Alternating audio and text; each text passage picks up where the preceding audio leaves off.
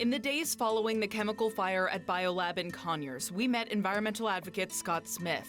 At the request of worried nearby residents, Smith collected various water, soil, and debris samples and tested them at an independent lab.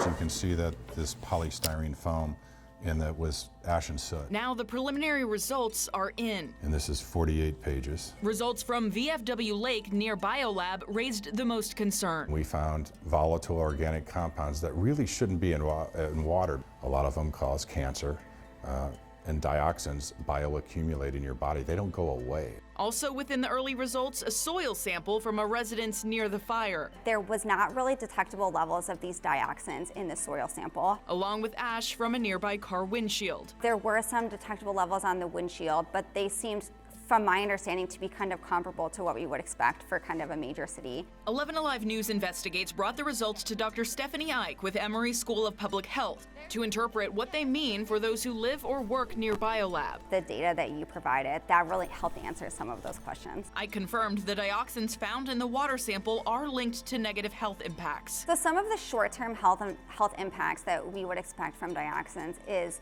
watering eyes or irritants. It could be a skin irritant.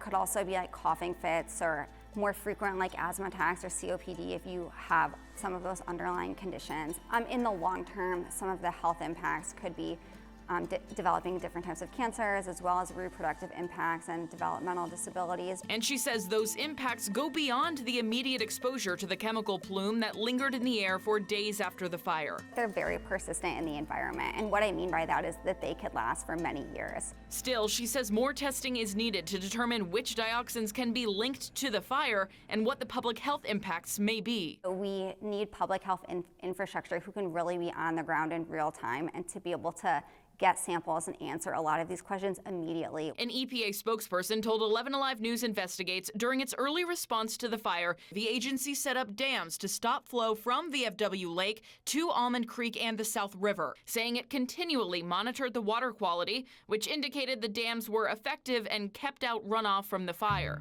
The day after the fire, the EPA and state EPD did find dead minnows in the lake and aerated the water to remove any chlorine or firefighting runoff products, emphasizing confidence that levels are now within state quality standards and no drinking water was impacted.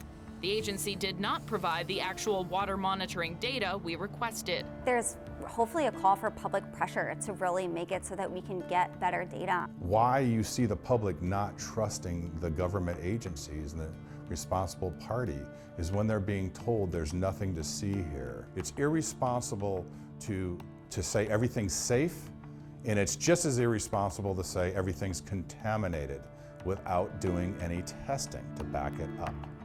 Those preliminary results account for only about 10% of all the samples collected. Smith also gathered samples of soil and crops, which you're seeing here. Residents say these went from healthy to dead in the aftermath of the fire.